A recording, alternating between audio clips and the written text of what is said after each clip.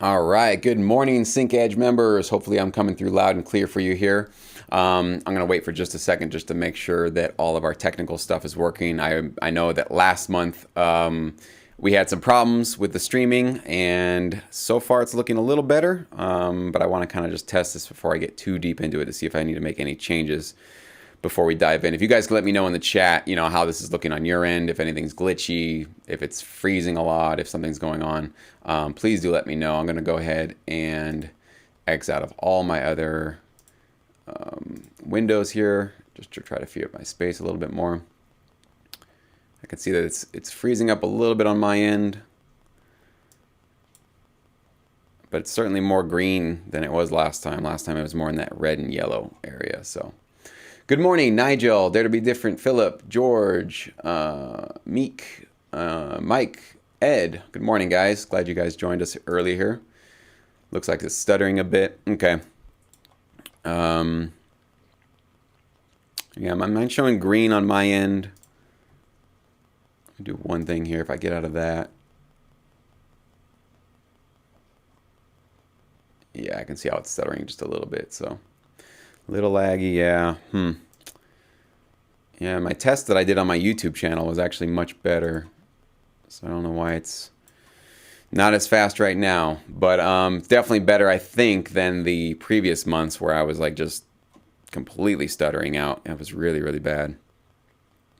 So anyways, we'll get started here. If it gets so distracting and terrible, just let me know, guys. I will probably just cancel out the video because I don't want the video to be distracting for you guys. Obviously, you guys asking your questions is the most important thing.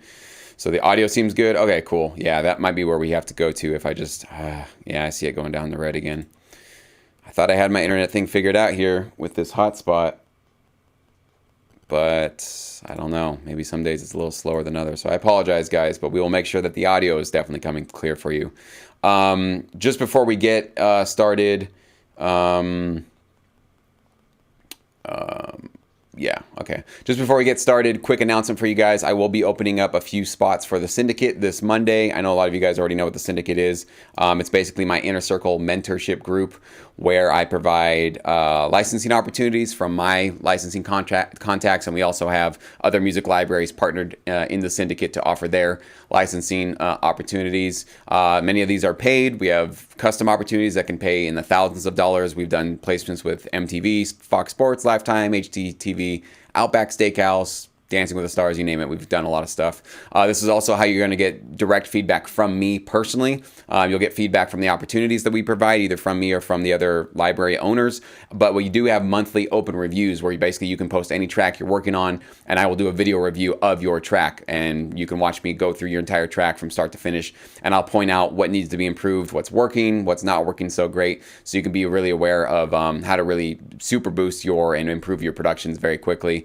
And we also have this new thing we rolled out in the last couple months called Sync Contest. That's where basically I give you guys real modeled licensing opportunities that I've received in my career, and then I pay out actually the top 3 submissions. So I judge it. It's like a contest show, and I basically judge the top 3, and you can basically earn cash prizes, and I do a video review on those. So not only does everybody get to practice these real world licensing opportunities, but the top 3 can actually earn money. So if you really work hard in the Syndicate, you can actually have your membership fees completely pay for themselves. Not only that, you can actually be profitable if you participate. Okay, nothing happens by you just sitting on the sidelines.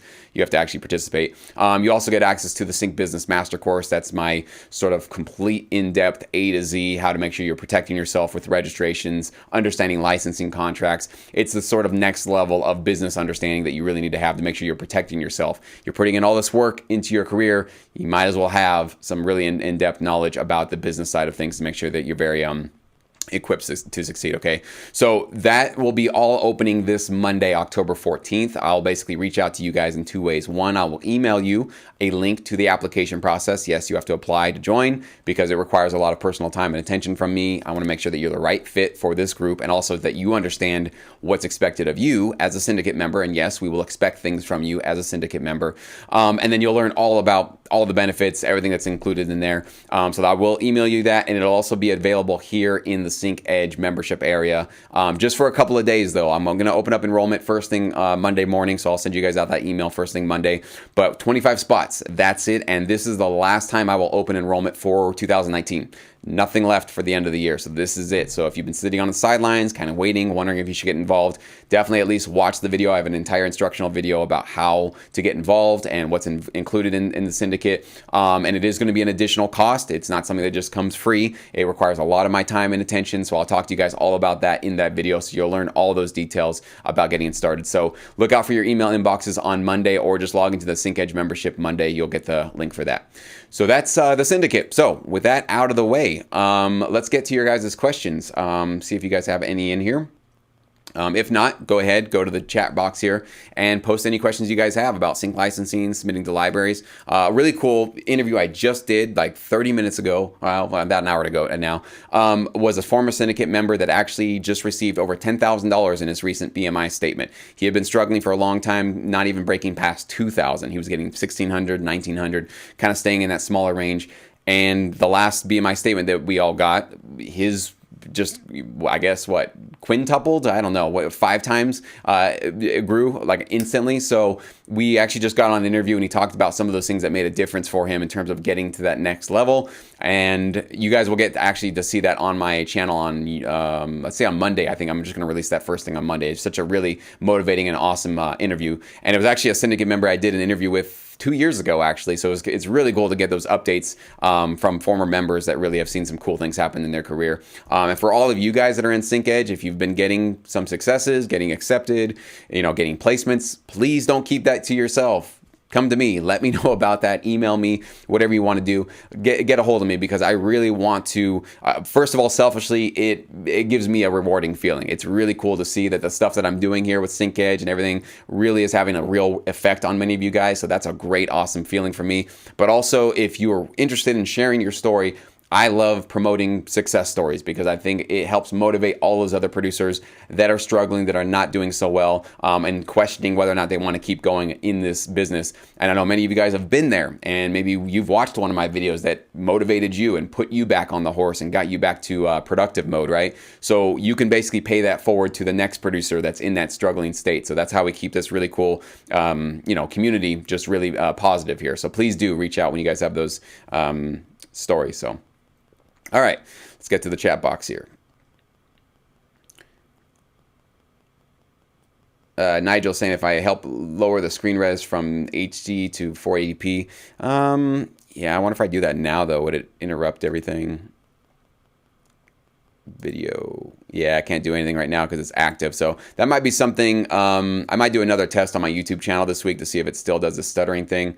If it does, you might be right. Maybe I got to go down to a lower quality. But I'm just surprised because last time I did this, it was, some of you guys saw my YouTube live one. It was actually much more smooth than this. So I don't know. All right. All right, Philip, welcome. I just started on my sync music and have now completed my first 5 tracks. Awesome, man. You're on your way. I have no idea whether they're any good or not. How can I find out? Well, first, Philip, one thing you can do is obviously you're in Sync Edge, so you have access to all these libraries. So obviously the first thing you can do is go through the videos that you have access to in Sync Edge and compare your tracks, your specific genre, to maybe a specific genre that I've recommended. So you can actually go to these music library websites. I give you their URLs. And you can basically just honestly decide, am I on par with what I'm hearing here? Some of us are better at that than others of us. Some of us don't know, is it really as good? I don't really know. So one thing you can definitely do is if you're in Sync Academy, we have the feedback corner. That's why I created that, to have a place that all members who are in Sync Academy, you can post a track and you can get feedback from fellow members who can give you some insightful pointers. Some are really well versed in licensable music. Others maybe are new, but just getting that sort of peer feedback can really help you understand whether or not you're, if you get a lot of positive reviews from people in Sync Academy, you're on the right path. That's usually what you should think. But if you get a lot of pushback, a lot of like, well, this is kind of strange, you might want to think about this, then you probably have some work to do. And the last would be the syndicate, which is my ability to be able to give you feedback. I can't give feedback to everybody's tracks. I have too many people. I would literally have no life, and I don't think I could even keep up with the workload. So the syndicate is the way that I've been able to structure it so that I can give you feedback. So if that's something you're looking for, you want some professional feedback from me, definitely look out on Monday for the syndicate stuff. That might be something that would be beneficial for you. Nigel, am I the only one that takes lots of hours to create a track? I spend a lot of time reworking sections, melodies, transitions. Tracks never seem to feel finished. Is this normal? That might be just sort of, I don't know how many or how long you've been composing for the sync world, Nigel, but that could be just sort of like a beginning phase kind of a thing you're going through where you're overthinking everything, right? You're just second guessing everything. The further you get into licensing, I will tell you, the faster you'll be able to crank out tracks, the less you'll second guess yourself, because you kind of get into the rhythm of producing licensable music. So I don't know. It could be an issue that you're just overthinking things. You might have great tracks, but you're just like, well, it could be better. So you're never like you're going for the perfection instead of the good. You should always go for the good. Okay. I will tell you this, not every track you produce will be your favorite. And a lot of tracks that I've produced are obviously not my favorite. I have a few that I would say maybe 5 to 10 every year that I go, these are awesome. I love these. I have a whole bunch in the sort of, these are good. I don't think I'm going to show these off or be super excited about them, but they're licensable and they're good. And I have a couple that I'm like, not that excited about at all. So maybe your expectations might be a little too high. You're thinking that maybe every track you produce has to be the best thing you've ever done. I think that's going to get in your way. That's actually going to do you more harm than good. I think getting out of your own way sometimes is the solution to that. So you might want to think about that, maybe setting your expectations in a different place and not thinking that every track has to be the most revolutionary, incredible, awesome thing you've ever done. But just make sure it's meeting the standards. It's following a particular genre. It has a good structure, good transitions, it has a clear musical path, has a clear emotion, right? All those sort of key fundamental things we have to have in licensing music. Let's see, EKM, I just lost there we go. Hey Jesse, I built my own website through your tutorial with Wix. When making an album of tracks to submit to a library, how would I be able to do that? When making an album of tracks to submit to a library, how would I be able to do that? You got to make the tracks. I don't know what your question is. When making an album of tracks to submit to a library, how would I be able to do that? Well, you got to make the tracks, so you got to produce them. You got to mix and master them, and then you got to submit to the one that you feel is the most, of the library that you feel is the most applicable for your particular genre, and that's what you have here in SyncEdge. So unless there's a deeper question you have there, it seems like that's just your 2 steps. Create the album. It's going to take some work, right? And when it's ready to be presented, now that you have your website, you're professionally there, upload all of the tracks onto a playlist and make a customized pitch to the library that you feel is the most applicable to your music.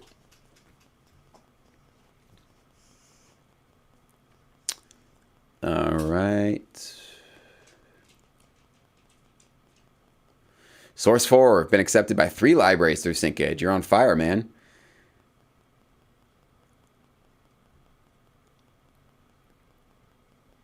So you guys are kind of talking about producing music, the timeline. Well, I always told you guys in terms of like how long it should take to produce a track, you know, like I said, shooting for that 3 to 5 tracks per week is where you should go. So, you know, some of you can produce a track in 4 hours, 5 hours. Some of you might take a full day. But no matter how long it takes you, trying to get to at least 3 tracks a week. So that means basically, yeah, I guess two days per track, 2.5 days per track or so. So that should be where you max out. So you should try to get your production time to it, probably the max 2 days, maybe 1 day producing, putting the whole idea together, day 2 mixing, mastering, automating, putting final touches on, transitional effects, that kind of thing. So that's where I would say you should be shooting for, because I think that 3 to 5 tracks per week, well, I guess it's 2 to 3 tracks, but I think if you guys are going to really super boost things, 3 to 5 tracks is probably where you should try to strive towards ultimately. Maybe for right now, 1 track a week. Okay, let's go to 2 tracks a week, right? Start where you are and try to get to a next level with that, and then you can slowly start to build that up a little bit better. Yeah, so Nigel, you're pretty new to the sync world, so that's just a beginner thing, man. Don't go easy on yourself. We've all gone through that, where we think that every track we produce has to be awesome and incredible, and you're also in the beginning phases of learning how to make licensable music. It is like a muscle. It's like going to the gym. The more you go, the easier it gets. It's not as much of a struggle the longer you stick with it. So just push yourself through it, man. It's just sort of the beginning phase of it. Ed says the Sync 60 challenges have helped with goal setting and speeding up the process. Awesome, man. That's why I put Sync 60 together. If you guys are in Sync Academy, you guys know all about Sync 60. Dare to be different. You touched on this a little with Trevor, but what are some good tips for communicating, reaching out to libraries that are on social media, specifically Instagram? I am not an Instagram user. I have an Instagram account, but I never use it. One of the main reasons why I don't use Instagram is because it's not available on my computer. It's only an app, and I don't know. I don't want to spend a lot of time on my phone. I'm not a big glued to my phone kind of a guy, so I've just never really got into it. But just generally in social media, I can tell you guys a story about how I reached out and partnered with a big company that eventually got me distributed through Position Music, which is a really big company out there. It was a Facebook message. I messaged this one guy who had some tracks in a library. I didn't actually know he worked for the library. It was kind of like an accident. I just sent him a message, say, hey man, I checked out your production music. You have some great rock tracks. I love it. I kind of make music just like that. So I just wanted to give you some props. It's really cool that you're also doing this. Turns out he was working for a company that was collecting music to distribute through Position. So that's how we created our relationship. And then I ended up working with them for 3 or 4 years actually after that. So sometimes it can be just a Facebook message, a complimentary thing that you like what they're doing. You've seen what they've done. We talked about that with our chat with Trevor. That's like sometimes just having a compliment, not even asking for anything in a social media encounter where you're not even saying like, hey, I would like to pitch my music to you. But you're just reaching out and saying, hey, I'm a sync licensed producer. I love what you guys are doing. I love this album you just put out. I saw that you got this placement. That's really cool, really exciting. You guys keep up the good work. Thumbs up.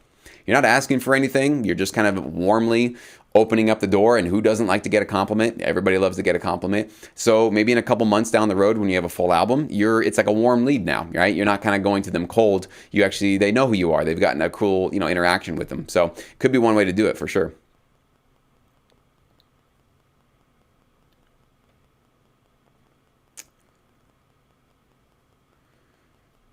Dare to be different. I just asked this in Sync Academy, what are some good plugins for great sounding saxophone? Well, stay tuned because if you know about what's going on in Sync Academy, we are about to launch our plugins and palettes series in November, and that is going to have a wide variety of recommended sounds specifically for sync licensing, at least the ones that myself and 2 other professional sync license producers use. These are not coming from affiliate links. We're not getting paid to tell you guys about these. These are 100% just us opening up our DAW sessions and showing you drums, horns, guitars, plugins, transitional effects, you name it. We're going across the entire spectrum with 6 major genres so you guys can get our personal recommendations to know what we use, so you don't have to worry about like, well, should I use this library? Should I use that one? You obviously can decide which one you want to go purchase and download. We're not giving you any of these plugins, but we're definitely going to give you the recommendations and a brief overview of how to use each one of them. So stay tuned. That's all coming in November.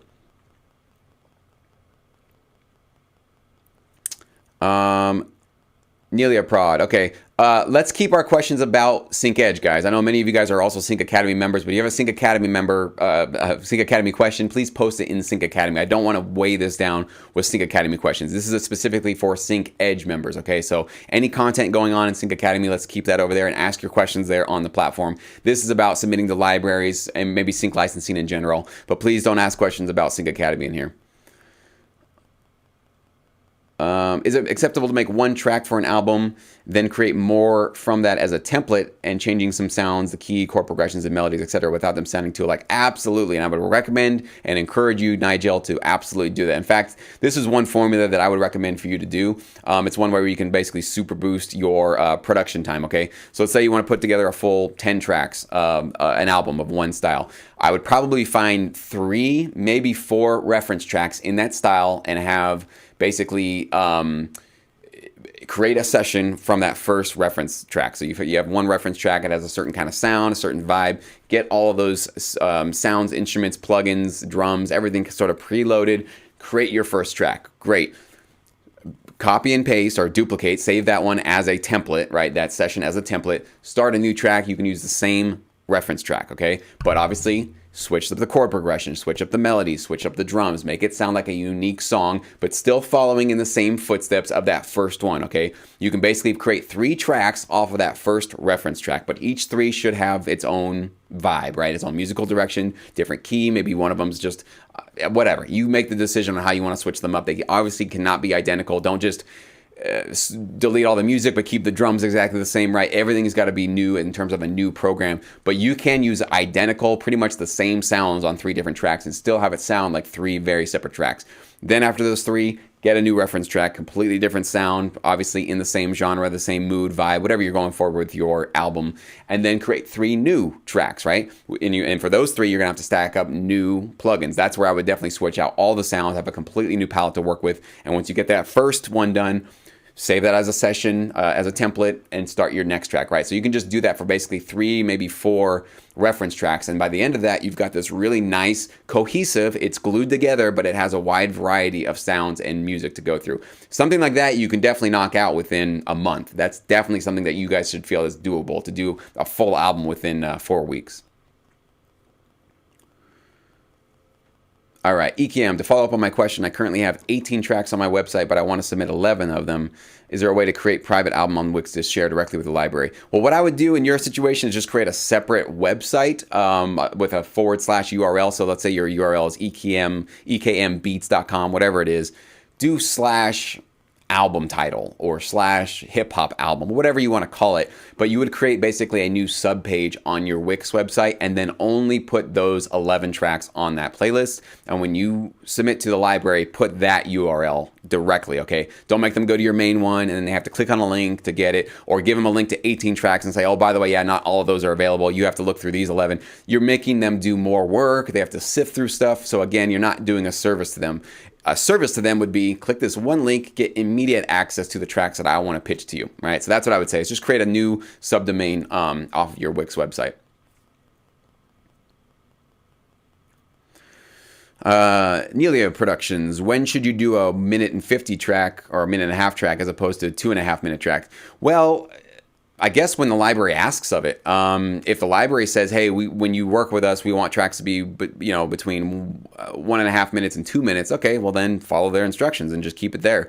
I'm just telling you personally in my situation that there are some libraries that will accept a 1.5 minutes, but a lot of them will want that at least 2-minute mark for their tracks that they include on their album. So I just say to be safe, because you can always reduce the length of a track, right? That's very easy. If you have a 3-minute long track and they say, hey, we only need it to be 2 minutes, then you cut out half of a chorus, half of a verse, right? You can kind of cut that stuff down very quickly and you've got a shorter version of your track. Extending a track takes a lot longer because you might have to add a new melody, you have to add a new, something different for a final chorus or something. It's going to just take a little bit longer. So I'd say just get used to going to that 2 to 3 minute track timeline. And usually you're going to find you're not going to get much pushback from any libraries when you have at least that 2 minutes, probably max 3, maybe 3:30, but I wouldn't get into the 4-minute long range. It's just way too long. There's really no need for tracks to really necessarily be that long in this side of the business.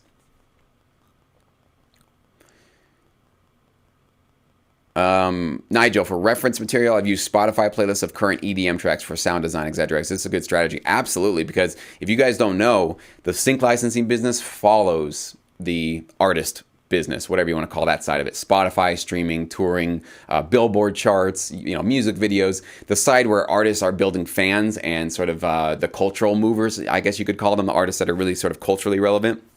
That's who libraries want to sound like. They want music to feel like it's fresh, like it's on the charts, like it's something that's really popular right now. And a lot of clients, TV shows, they want that same kind of stuff. So absolutely keeping your finger on the pulse, listening to like some of the more trendy playlists and some of the recent stuff that's being released through a streaming service like Spotify is absolutely a great idea. Just make sure though, because not every track you hear on those services obviously are structured to be licensable. You need to bring your the skills that you've learned about how to create licensable tracks onto the palette, into your session with it. So even if you're using their track as a template, it doesn't mean it's necessarily the best track that could be licensed. So you need to make sure that you add those elements that would make your track more just attractive to a library, following in the footsteps, though, of this very popular sound.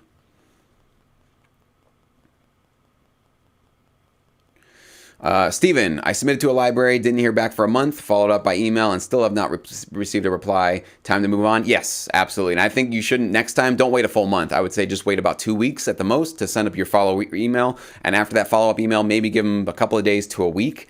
That's it. So I think 3 weeks at the most you should be giving a library. It doesn't mean that they didn't actually like your music, they don't want to partner with you. It could be just that they're absolutely swamped right now. They can't take on a new library or a new writer. You never know. I've had some members, they got accepted 4 months after the fact, but you don't sit on your thumbs for 4 months waiting for somebody to get back to you. And I don't even think waiting for a full month is a good idea. 2 weeks. If they're able to take you on, they're excited, they like your music, they feel that they can really be benefited by your tracks, they're going to get back to you within a week. Maybe if they're really busy, it might take them that second week. But that's about all I would wait, and then move on and speed up your process there, and then definitely move on to the next.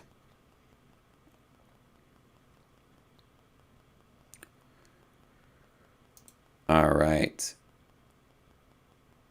Yeah, so Martin's saying that's exactly what he does. He includes a link to a specific album on his website that the library would be interested in. That's definitely what you should do. And a lot of questions have also come in about, well, I also do music for these kind of projects, and I've also done music for, I don't know, like I've done Broadway music, I've done this, I've done that. Should I put all of that on my website?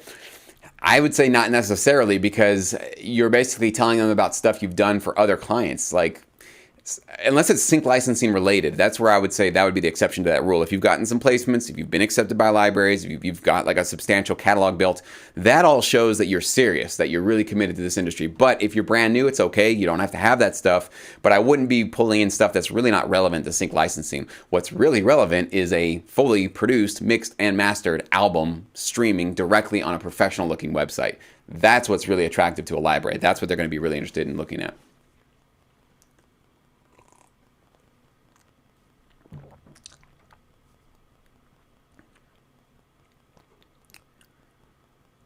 All right. Any other questions, guys? I think I already covered them all. You guys got quiet on me a little bit here.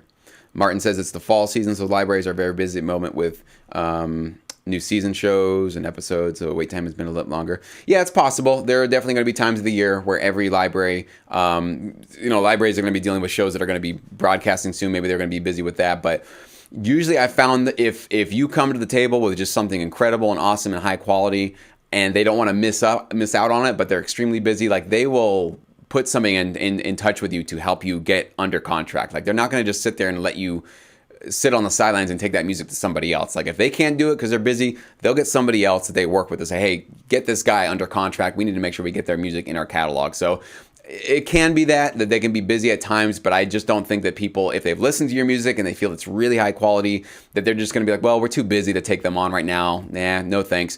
If they don't need new music, if they're just set with the library music or the composers that they currently have, that could be one reason why they pass up on it. But I do think even libraries that say, hey, we don't even accept direct unsolicited submissions, I don't even think that's a reason to not submit to them. I mean, some of them maybe you don't want to be bothersome, but I still think that if you've got something that's like you're 100% sure, like that, this wouldn't be if you're just like, well, I think maybe it could work for them. If you're in that boat, don't bother them. But if you're like, I know that this is going to be music that can absolutely add value to their clients and add value to their catalog, and I need them to listen to this before I pass on to another library, don't hesitate to reach out. Let them know, and you can even in your email say, I know you guys don't accept unsolicited material, but I needed to let you guys listen to this because before I go on to another library, I really think this is going to be the most valuable for you and your clients.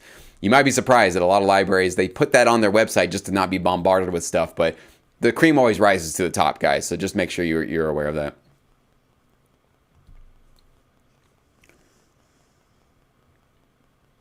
So yeah, so Martin, one of the libraries told you that. So yeah, and absolutely, like I said, they can definitely be busy with that kind of stuff. But I still don't think they're going to say, we're not going to get you under contract because we're too busy right now. If they like your music, they'll make time for you.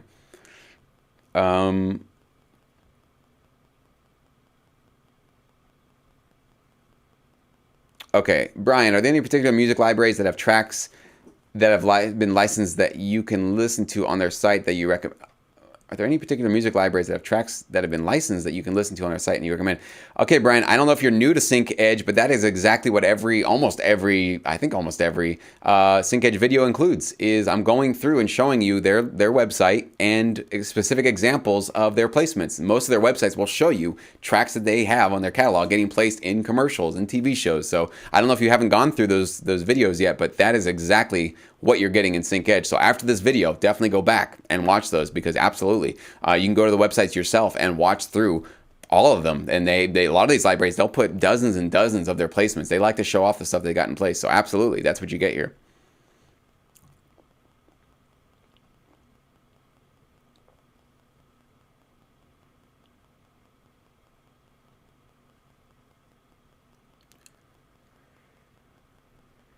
All right, the Heart Cave. Hey, what's up, Jesse? Trevor. All right, what's up, man? Finally submitting libraries with my 10-song indie folk album. I got an offer from APM Music, but I lose all control of how it gets released. I've heard it can. I'm going to go to your next comment here. I heard how it can happen where you get labeled as a library or sync artist rather than a real artist. Wanted to try avoiding that, but I've also heard APM is amazing. Any thoughts? Yeah, there's this kind of like thing about like, I don't know what your particular goals are, Trevor, in terms of if you're trying to, build up in original artist music and trying to build a fan base and monetize that. I would just say that's garbage, that like, oh, you're going to get pigeonholed as a TV film producer. No, you're not. Because you know what? If you don't tell anybody that you're doing TV film music, who's going to know about it?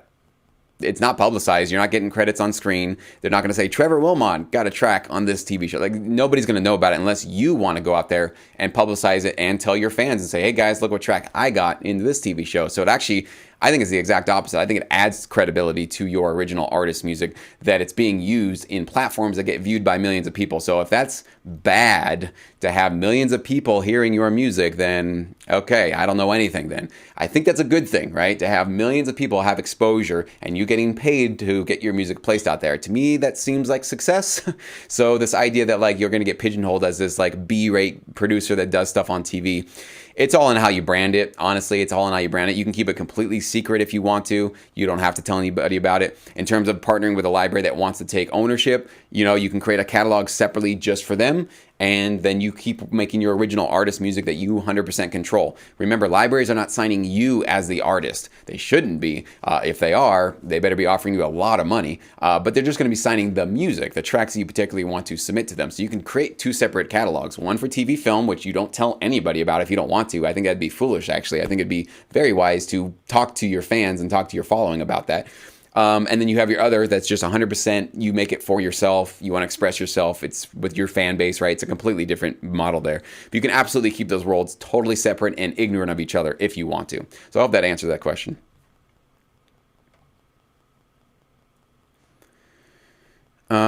Philip, how can I search your SyncEdge library reviews to find a specific library that you might have reviewed? Yes, I don't know. Maybe you're brand new to the program, Philip, but that's when you go into the, that's how you found this video, was in the SyncEdge membership area. You can scroll through. There's 2018 libraries, 2019 libraries, and I have my 10 bonus libraries. You click on any one of those categories. I think it was actually on this side of the screen. And then you just scroll down. It's going to be, you'll see the genre that I'm recommending and the library name. So you can go through any one of those videos that way to see what you should be submitting to.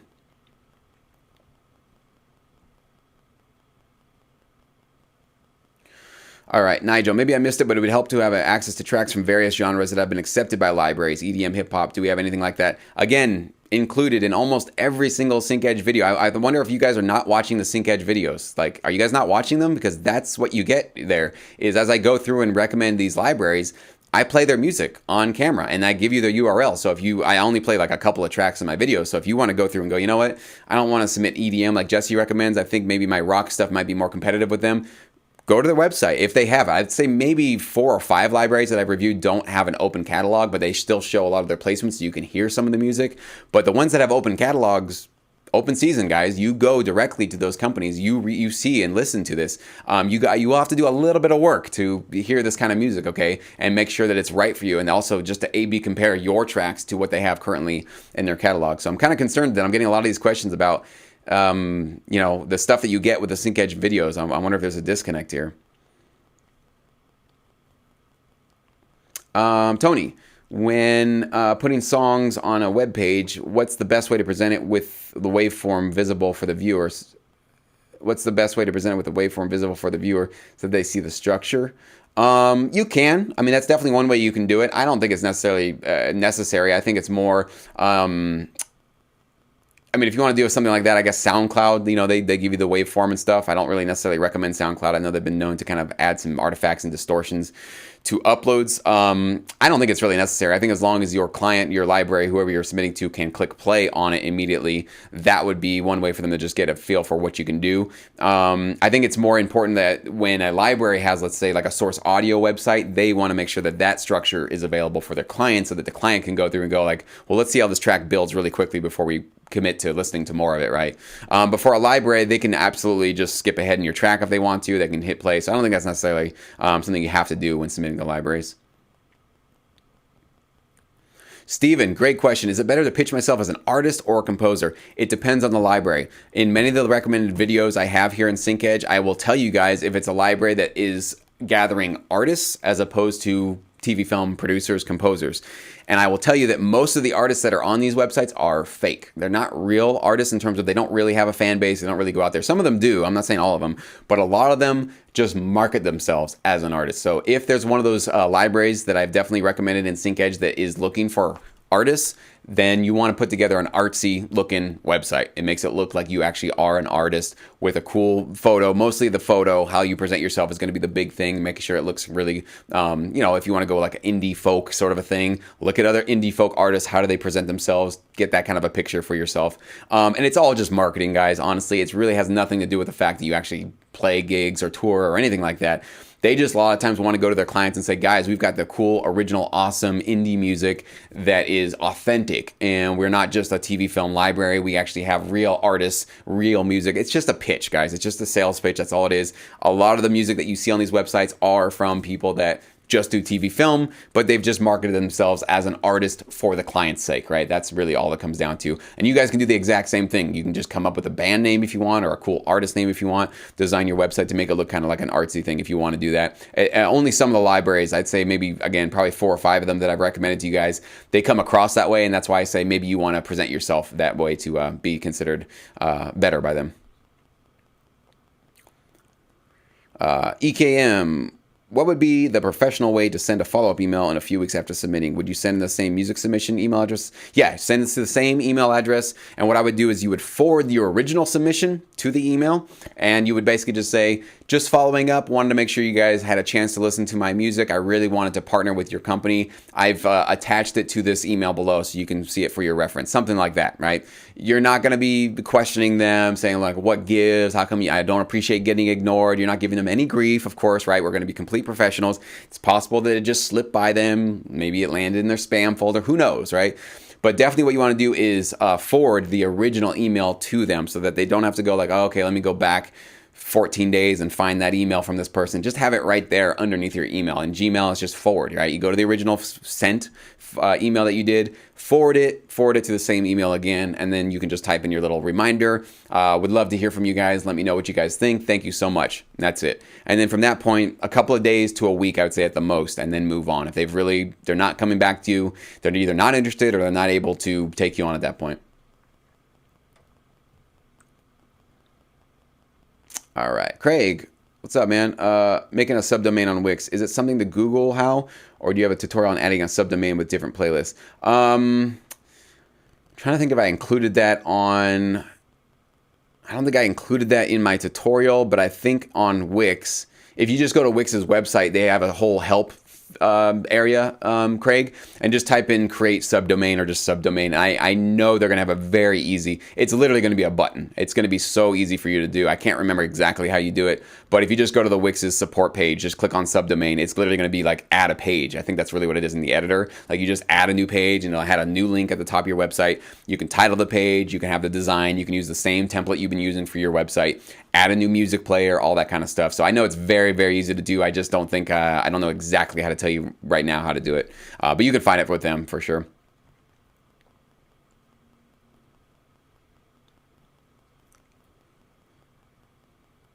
All right. Dare to be different. When submitting an album, does it make a difference if you send a zip folder or just a folder?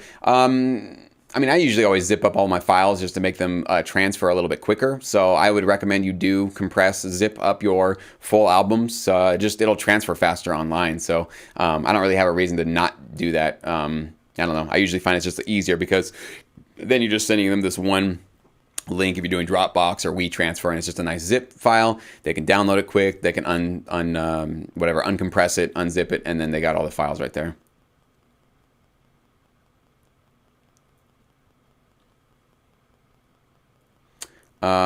Let's see. From Martin, isn't it better to keep quiet if your music is being placed, as the clients and libraries want to wait to see how well the show runs, or better promote it so they watch? I don't know why. I mean, unless you just don't want any attention or publicity from your music being placed, I don't know why you would keep quiet, unless, of course, if you have confidentiality agreements. Like if they tell you, hey, we're going to put your tracks in the show, but you got to, here's this non-disclosure agreement. Don't say anything. We don't want anybody talking about this. Okay, don't violate an agreement, but I don't see the benefit necessarily, unless it's just like you don't want any attention, you don't want that sort of whatever in your life, right? You just want to work, just want to make your music, get your placements, get paid. If that's where your life is, then great, then don't say anything about it. So I'm not understanding the sort of benefit like to your career to keeping it quiet. I don't really get that side of it. Synchead has probably saved you tons of months of time researching, checking, and so on. Awesome, man.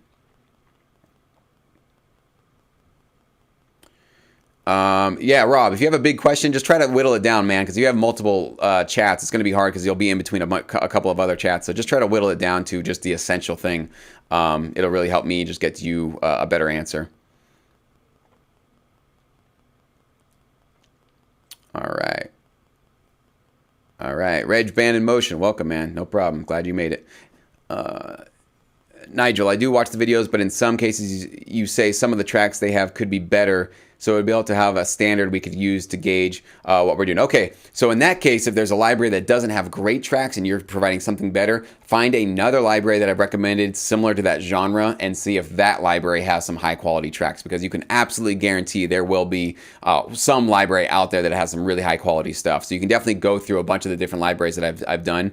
Even if, let's say, one of the hip hop libraries I recommend, you can definitely go through them one by one and check out the high quality rock tracks, because some of them, even though I say, and that might be one of the reasons why I didn't recommend rock in them, is because they've already got tons of really, really high quality rock stuff. So obviously I can't keep track of all that stuff. You're going to have to go in and do that research. So it's a great opportunity, though, when you have those libraries that have really not so high quality, rock tracks or whatever it is that you're going for, to basically scale up and have some great stuff. So just go through a lot more videos, man. I would definitely say get more and more familiar with these companies. Go to their websites, listen to them, spend like 20, 30 minutes going through one of the catalogs and listening to this kind of stuff. The more time you spend in a catalog's website listening to the music, the more you're going to start to get that feel for, okay, what kind of rock really gets tracked well and placed well out there.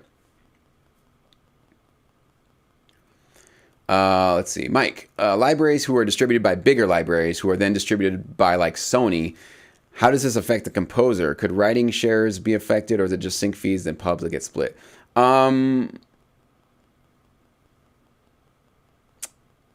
I'm not exactly sure. I don't think I've had situations like that. So you say a smaller library distributed by a bigger library, and then that one's distributed by even a larger one. I would imagine in those situations that it's just the publisher a bit that's being split up. I mean, of course, there's going to be a situation where they say, hey, we can get your tracks distributed by Sony, but you're going to have to take a cut on your writer share because more people need to now get their fingers in the pie. I'm sure that happens. But my guess on that would be the original library takes their cut, they distribute it, and they maybe split 50-50 with the bigger library. And then I don't know how that bigger library divvies up that last 50% to, say, Sony or something like that. I'm sure there's a whole bunch of different scenarios for how that can kind of work. But I would hope that you as the composer don't have to give up your writer share to get that to happen. I'm guaranteeing you, though, sometimes that is required and expected of some people to go through those situations. But I don't think I've had that situation. I don't think any of the bigger libraries I'm through are getting distributed through larger, even larger companies than that. So I don't know if I could give you a definite answer on that. Awesome. You're welcome, Craig. Glad that helped, man. Tony, when submitting files to a library, should one include key and BPM? If they request it, absolutely. If they don't request it, then no, you don't have to. A lot of times it'll tell you when they ask you for your tracks, they'll either say, here's the metadata that we need associated with each track, or they'll just say, just send us the files and we'll fill out the metadata ourselves. BPM is almost like a given. Like I always have to give a BPM. Key is actually not something I really have. Maybe a couple of times I've been asked, like, what's the key in this? And I have to put the key in the track title for a few opportunities. But that's been the minority of my experience. Most of the time, they're not really too worried about the key, because I think it's one of those things where the client is not musically inclined for the most part. They're producing a reality show. What do they know about the key of A? Like, what do they know? They know tension, aggression, rock, hip hop. Like they know those kind of metadata terms, but they're usually not interested in like, well, we want something in the key of A. We know that this scene would be great if it was like, well, once in a while, that might be something useful for them. For the most part, though, they're not really looking for that kind of stuff. Is it acceptable to give libraries, this is from Brian, libraries a link to your Bandcamp, or do they usually prefer a link to Dropbox or Google Drive or a zip file? When you're sending files, I thought Bandcamp was more of like a platform to kind of showcase yourself as an artist. Maybe I'm mistaken about that. But when you're sending files, just use Dropbox, WeTransfer, Google Drive, whatever, and just send them a direct zipped file. If you're pitching to them, like for the first time, trying to get accepted, use your own website, use your own domain with your own playlist, and use my tutorial if you need that. If you need that Wix tutorial, it's here in the or in the Sync Academy or Sync Edge membership area. I have that link to that tutorial if you need that. All right.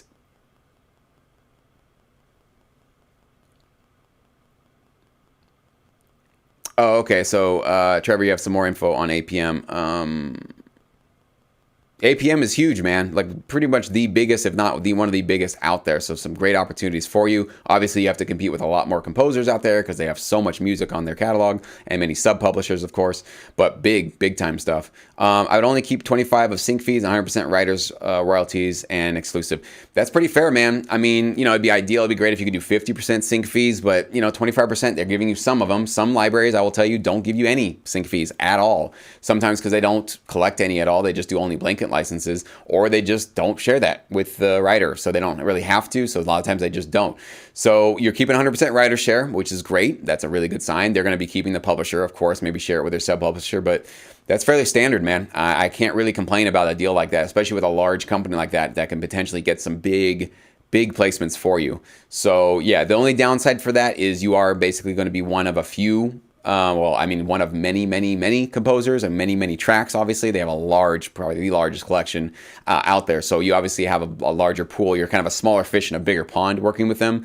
So that could be a negative for you. But again, they have some very obviously huge A-list established clients that can get some huge placements for you. So depending on your music, how it fits in, this is why I've always told you guys too, that like, don't try to be all things to all people. Get your niche. Find that one thing that you can really do better than most people and serve the hell out of that one little niche. Because even in APM that has so many rock, hip hop, if you can come in with maybe a hybrid sound, something that they just barely have any of, and it's not much of it, but getting into that little niche section where their clients might need that sound and you feel that they're definitely going to be useful for you, that's how you really stand out, right? You don't want to be just another rock producer, another EDM producer when they already have 4,000 tracks, right? I mean, you might get some placements, but why stack the odds of success against you? Try to find that little niche, that little sweet spot where there's not too much going on, but it's still licensable. It's still useful for the client.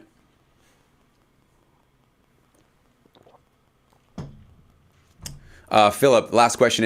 Is there a search field on SyncEdge so I can type the name of the library, then scroll through them all? No, there's no search field, but what you can do is you just do Command F. I know on Mac, I forgot what it is on PC. But when you're on the website that has all the libraries, just do your find feature, and it's just going to be whatever browser you're using.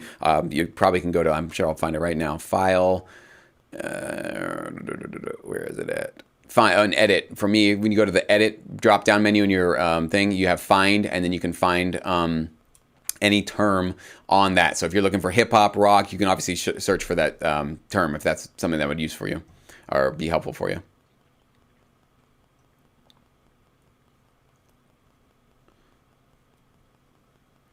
All right, guys, we got about 10 minutes or so left, so pop those questions in. We're getting to the end here. Looks like my stream limped along this time. It was not thriving as I was hoping it was going to be, but better than before, which is good.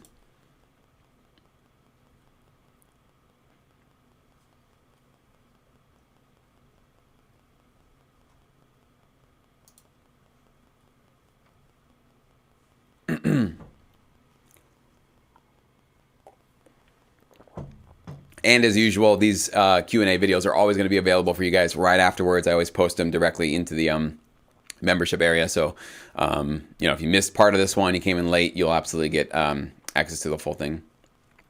All right, Nigel.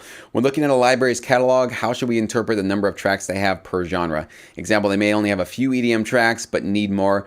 But we could assume they don't have much need. Yeah, it's possible. That's a very good question, Nigel. A very, very smart question. It's a fine line where you have to basically calculate based on who their clients are, their placements, looking at those two factors in terms of, well, could these clients and these kind of placements warrant EDM placements? Like, are these the kind of clients that would even use EDM music? Are these placements even potentially going to have that ability to get my tracks kind of placed? So once you find, that's like basically that absolute gold zone that you want to look for, is that yes, their clients could use this kind of music. Their placements are showing that there's opportunity for this kind of music, but you see their catalog and it's very small and there's not much going on in that department. That's your sweet spot. That's definitely one of those ways to do it. The other way is that they have maybe a lot of EDM music, but it's not great EDM music, and you can come in and absolutely just be the superstar to super boost the production quality of their catalog, right? So that would be the other way to, the other golden zone for you to look through. And that's what I try to provide for you guys with the SyncEdge libraries. I try to look for one of those two sweet spots for you guys to really fit in and do well. It doesn't mean, though, that you couldn't also submit a different style of music to one of the libraries that I recommend and really do well with them. But I always try to give you guys just the best chances of doing well. Because the other thing you got to realize too, let's say they have tons of awesome EDM music, but let's say the couple of library composers that they had right now, and this is impossible to know, you'll never know this, but they might have all flaked out and they're gone and they're not submitting new music anymore. And a library right now is like, we need new current EDM music. We don't have anything fresh and recent. So listening to some of the tracks on their website, you can see, hey, these kind of sound like they're 10 years old. And I've noticed that with a lot of these libraries. A lot of the EDM pop stuff, dated. They sound like the mid 2000s or even the 90s. So they have a lot of it, but it's not up to date and it's not modern. So that might mean that a lot of those composers are just gone, like just not producing anymore, not putting anything else out there. So you might be now, it's hard to tell, but you might be the only EDM producer jumping on board to give them a shot. So if the library feels exciting to you, if you see their placements, you see they're doing really good things, and you feel that you really can add benefit to them, go for it. Okay, you don't have to just follow the exact genres that I recommend. You can absolutely go outside of that. And I even mentioned that in the frequently asked questions section below all the videos, that it's not limited to just the genre that I recommend, but it's definitely one of those things that I want to make sure that you have the best chances you possibly can have. Because again, this is all out of our control, guys. These are private companies, can do what they want, sign who they want, work with whoever they want to. I can't give you guys any guarantees on any of that stuff, but I just try to provide you the best insight that I possibly can and what the knowledge that I've gained working with so many companies over the last 11 years.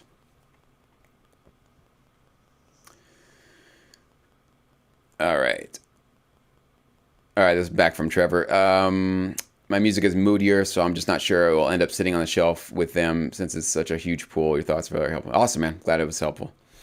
Joseph, if a library supplies a specific show a bunch of tracks, are those tracks still available for the library to shop to other shows as well? Usually, yes, unless the show or the opportunity says we want exclusive rights to these tracks and you can't shop them anywhere else.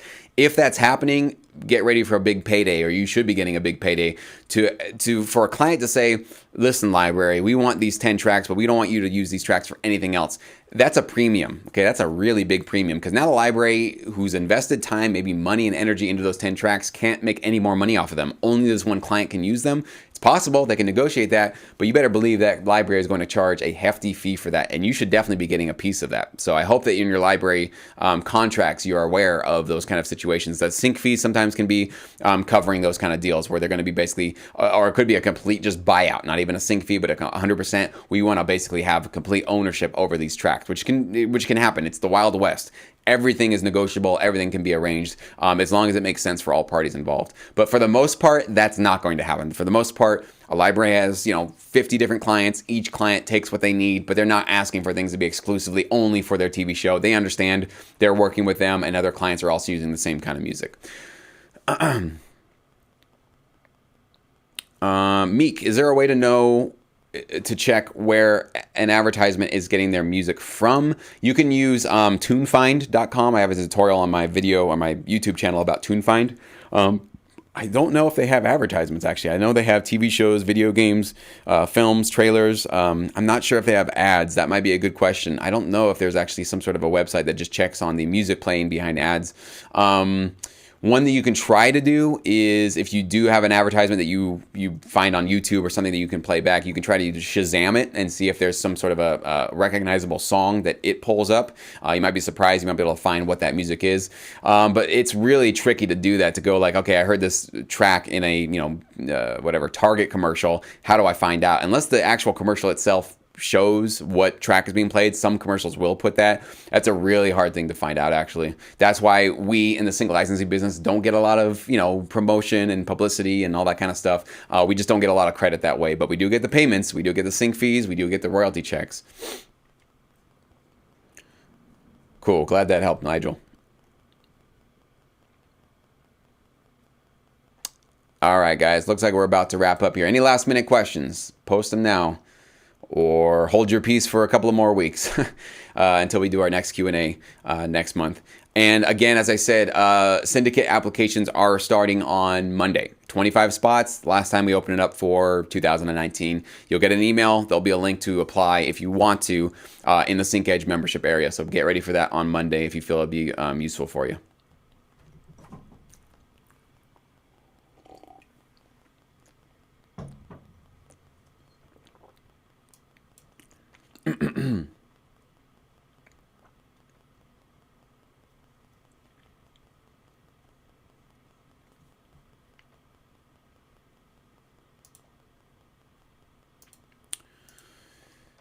All right, you guys will go sleep on me. Everybody's gone.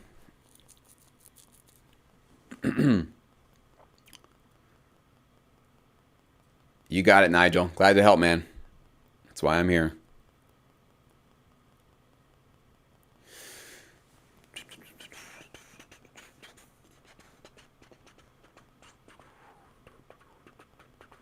All right, Joseph, those cues were custom made for clients via the library, so just wondering if they will go to other shows potentially, maybe if the network wants to use them in other shows. Oh, okay. Yeah, so sometimes you will have a particular client through your library that'll say, we want some new music created specifically for our TV show.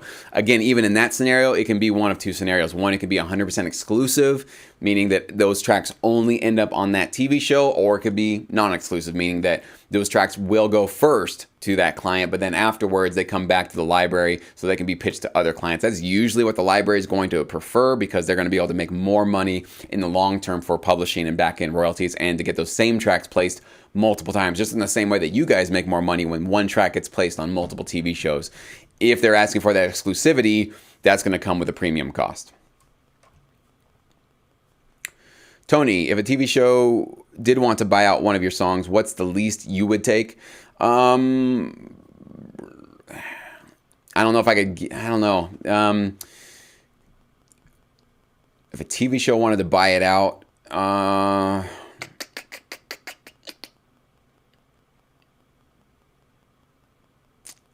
see, okay, here's the thing. If I'm keeping my writer share, so I'm still going to be getting royalties from it, but the same TV, the track cannot be placed in any other TV shows, I could select a pretty low amount actually up front for that. I would accept a couple $100, $500 per track, if I could still keep the writer's share and I still have retainership of the royalties that I'm getting. If it's 100%, they want to keep everything. Like literally, it's like work for hire. So they want publishing, writer share, everything. We're talking about at least $1,000, $2,000 per track. Like that's a lot of income for me to lose in the long run. So they're gonna have to pay a pretty hefty premium to do something like that. That would be where my limits would be. But you might have different ones. You might have different levels that you feel is worth it for you. Awesome. You're welcome, Martin. Glad this is helping. You're welcome, EKM. Good questions today, guys. You got it. Thanks for coming, Joseph. Dare to be different. Awesome, guys. Well, thank you so much. It looks like we're kind of wrapping up here. Stay tuned. We will have, of course, our next live Q&A next month. And I can't believe we're almost in November. This is just nuts. This year feels like it just started. And we will have two new, obviously, just as you guys always know, every first of the month, we have two new libraries that come into the SyncEdge membership area. And based on the questions I got today, it seems like a lot of you guys have not watched a lot of the videos. So please, after this, go watch a lot of the videos. Even just something that you're not even going to participate in or submit to, you're going to learn something in every single video. You're going to learn my process, my thought process is going to kind of sink into your subconscious as well, as far as how to analyze these libraries and how to know really what to do to put together a perfect pitch for them. So watch a lot of the stuff, get access to the stuff. I mean, you guys have access to these really cool videos and this insight that you can't find anywhere else. I dare you guys to, or I challenge you to give me a place where you find this kind of insight and knowledge that you get anywhere else online ever. It doesn't exist. So if you're not taking advantage of it, you're really kind of falling asleep at the wheel here, make sure you do take advantage of the stuff that you guys get access to here in SyncEdge. So as Martin says, absolutely time to get back to work. You guys have a fantastic weekend. Get some great work done. We'll see you guys next month, and stay tuned for that announcement Monday, which will let you guys know about joining the syndicate if you want to join us. So until then, guys, keep up the hard work, and we'll see you soon.